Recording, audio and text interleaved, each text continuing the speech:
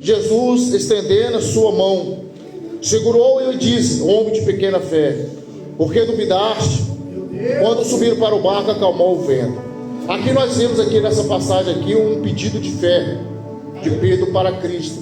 Quando Pedro vê Cristo andando sobre as águas, eles ali automaticamente ficaram com medo. Indagaram que podia ser um fantasma, indagaram que podia ser outra coisa. Aqui nós entendemos aqui um pedido de fé quando ele reconhece, quando o Senhor pede para eles não temar, para ele caminhar até ele. E Pedro pede para caminhar até Cristo. E algo interessante aqui que Pedro ali na sua fé, o mais assim, um dos ousados discípulos, e começa a andar sobre as águas. O que mais me chama a atenção, quando Pedro começa a sentir os ventos fortes na quarta vigília, ele começa a ter medo, ele começa a fraquejar a sua fé, e ali ele começa a duvidar da sua fé, mesmo diante de Cristo, ali, mesmo diante da caminhada, Pedro começa a esmorecer a sua fé.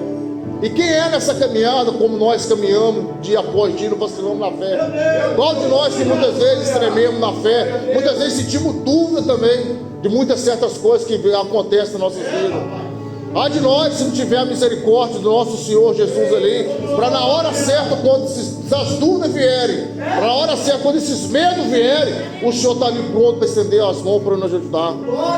Se a gente continuar olhando ao redor do mundo, continuar olhando os problemas, tirar o foco de que realmente que a gente precisa olhar, que é o autor consumador da nossa fé, que é Jesus Cristo, e dar ouvido e ter visão só para a dificuldade, os problemas, ver tanta coisa horrível que acontece diante de nossos olhos, vamos fazer como Pedro. Vamos ter experiência, vamos andar por cima das águas, vamos ver coisas extraordinárias, sentir a presença do Senhor, mas começar a olhar as dificuldades, olhar os medos, as circunstâncias da nossa vida, vamos sentir medo também e vamos afundar também.